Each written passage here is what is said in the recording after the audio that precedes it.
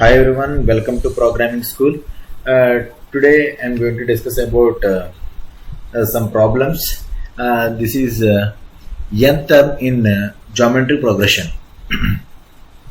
For example, the input consisting of three values. The first value, the three values here like this, and the first value is going to be the first value of the series. The first value of the series. The second value is going to be the common ratio of the series. And the last one is going to be we have to find the nth term in the series.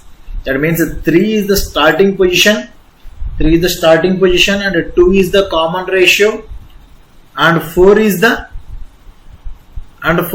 we have to find the term, the fourth term in the series. All these three values are like this, and here the output is going to be 24. We have to analyze it and we have to decode. We are going to start with 3. The common ratio is going to be 2, and the fourth term is going to be 24. And how it is going to be possible? And we are going to think about that. We have to analyze the code. We have to do some paperwork at the time, and then we are moving into program. Okay. Now 3, 2, 4. Okay. The first term is going to be 3 here. 3 into 2, that is going to be 6. The common factor between the series, the total series, that is going to be 2. 3 into 2, that is going to be 6. 6 into 2, that is going to be 12. 12 into 2, that is going to be 24. I am going to find here fourth term, right? Yes, the fourth term of the series is going to be 24.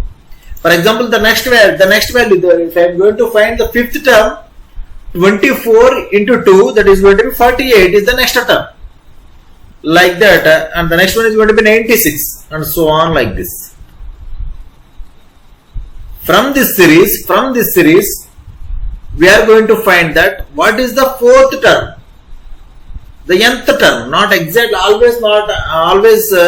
only the fourth term. I am going to find the nth term sometimes.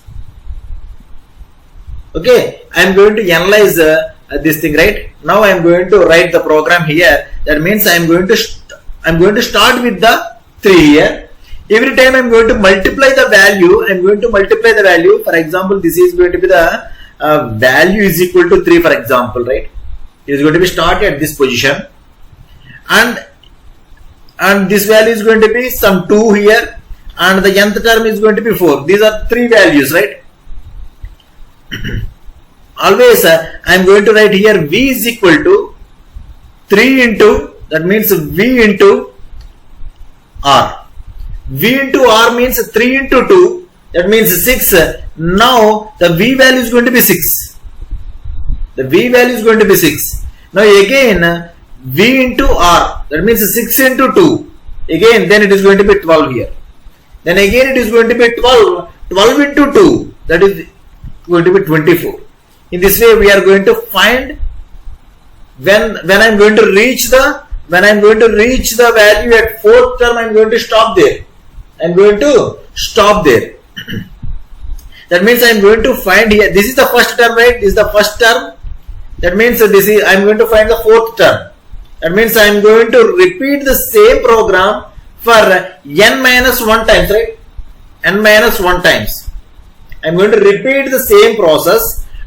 This is the same process. V is equal to V into R. Again and again I am going to repeat the task. When I have to stop it when n is equal to 4. Okay, when my step is going to be 4, I have to stop there and I am going to print that. How I am going to write? First of all, I have to read the inputs, the 3 inputs in a single line, right? If the input is a single line, we are going to write like this. First one is V comma ratio comma n is equal to, in Python, especially in Python, we are going to write map of. We have to write map of. All the values are going to be int, right? That's why I am going to write like this, and input dot split off. There is a space separated integers, right? That's why I am going to write input of dot split off. In this way we are going to read the values. If the input is not like this, if it is going to be like this, the 3 different lines. If it is going to be 3 different lines, I am going to read like this. V is equal to int of input of, and then R is equal to int of input of, then n is equal to int of input of. If the input is in 3 different lines, we have to read like this. If all the values are going to be in a single line, I have to write like this. Okay, a simple difference. But here all the 3 values are in a single line, that's why I am going to take like this. Now I am going to write here some for I in range of n minus 1 times. I am going to repeat it for n minus 1 times only. That means 3 is already the first term, right? That's the first term, second term and third term. That's why I am going to write here like this. Instead of this, we can write like this also. I am going to write 2 comma n plus 1. For example, there is no need of like this. I am going to write directly for I in range of n. Why? Because in Python, when I am going to write like this, this is going to be starting with 1.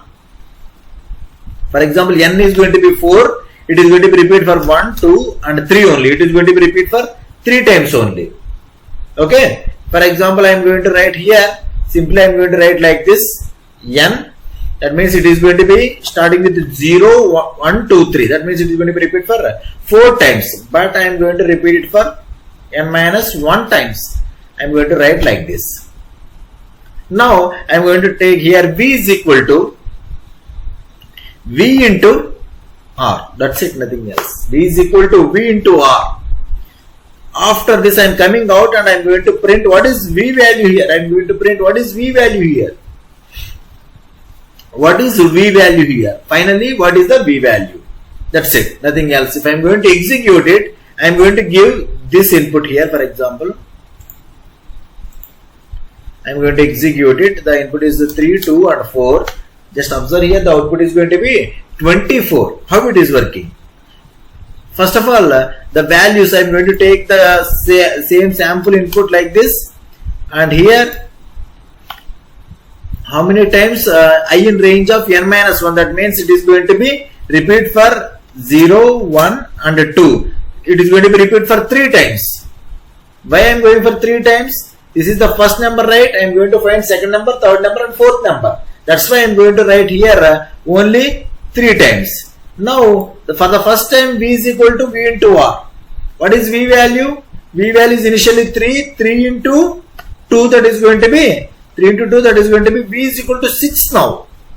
V is equal to 6 now. In the next step, that means if I is equal to 1, 6 into 2, that is going to be 12 here. The final step, in the final step, 2 into 12, the output is going to be 24. The output is going to be 24. And it is coming out of the loop. And what is the final value of v? The final value of the v is going to be 24. I am going to print that. If I am going to execute it, 3 to 5. 3 to 5. The output is going to be 48. If it is going to be executed like this, it is going to be 6. That is going to be 96. Yes, in this way we are going to find the nth term in the GP here. Yes, for example, I am going to convert the same program using some functions concept. How I am going to find the same program using functions? Now I am going to delete all these things. Just simply I am going to delete all these things. I am going to find that GP of v comma r comma n. For example, v is some result is equal to, I am going to write like this, and simply I am going to print that res. That's it.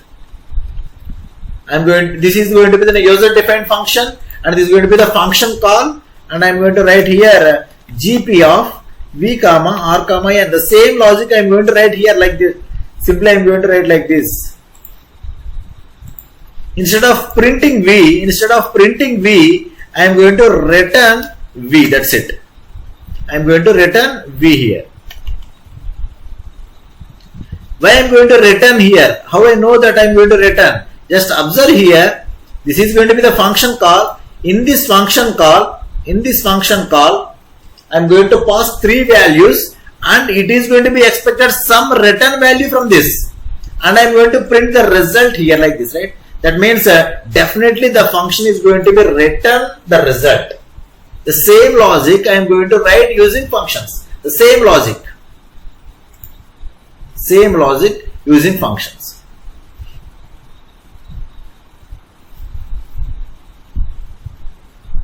Okay. And there is some formula is there. Some formula is there how we are going to find that the nth term in the GP. Okay, as a simple, there is no need to write the for loop here. Just simply we are going to write directly the formula to find the nth term here. Okay, for that I am going to write directly return v into int of that means for example I am going to tell you the formula first of all. That is going to be, for example, 3, right? 3 into what is R value? R value is going to be 2, right? R value is going to be 2 power of, for example, power of 2 comma 3. 2 comma 3 means 2 power 3, that is going to be 8. 2 power 3, that is going to be 8. 2 into 8. 3 into 8, that is going to be 24. Just observe here. The output is going to be 24, right? The same formula I am going to write here. What is that value? What is the first value? And power of 2 comma 3. This is the nth term we are going to find here. The same thing I am going to write v into. Why I am going for power operator? There is no need to write like this. V into 2 power 3. 2 power 3, right? Without 2, not 2 power 3, that is going to be r power n minus 1, right? R power n minus 1. R power n minus 1. V into r power n minus 1. That's it. If I am going to execute it, if the input is going to be like this, the output is going to be, just a minute. It is going to be, if I am going to execute it, I think it is going to be 45, not 45 here. I am going to write r comma, what is r value? V into, I think this is going to be right. I have to write like this, n minus 1. I have to put a bracket here. For example, now I am going to write here, this is going to be 24.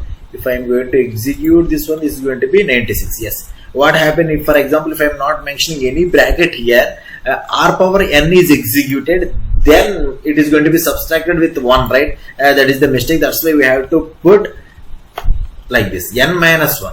V into, just simply with a single line, I am going to print the program. That's it. Yeah, we are going to find that. Nth term here. Just simply we can write the first value into r power n minus 1. That's it. We can write like this also. The same thing here, without using functions also I can write like this. For example, I am going to print here, just simply I am going to print like this. That's it, nothing else. Simply with the two lines I can write like this. For example, I am going to execute it. If it is, it's going to be 24. It's going to be 24. That's it. Very simple 2 line program. Okay, here I am going to find that the nth term. Okay, these are the different ways to do the same program. For example, if the question is going to be like this, I am going to display all the terms. I am going to display all the terms up to the nth term. Then I am going to write here I am going to take some s is equal to 0. I am going to take some s is equal to 0 initially. Then I am going to take for I in range of n. I am going to take some range of n. I am going some s is equal to v. I am going to print here. I am going to take here s is equal to v, not 0, and I am going to print s is yes. For example, I am going to print yes, and then s is equal to s plus s into, sorry, s is equal to, no need of s, I think, no need of s, Just simply I'm going to print here V. That's it. I'm going to print here V, and V is equal to V into R. V is equal to V into R. For example, if I'm going to execute it, if this is the series, just simply observe here 3, 6, 12 and 24. The simple way, for example, if I'm going for 3, 2 and 10, that is going to be, it is going to be printed the series like this. It is going to be printed the series like this. Just simply I'm going to print the value, and for example, if I want to find the nth term, I have to print outside this one, right? But here I am going to print before this. That's it. In this way, we are going to find what is the nth term in the series, and we are going to print the series also using this for loop. Okay, that's it for this video. If you are like this video, just share to your friends and just practice the number of problems what I am going to share in the series. Thank you guys.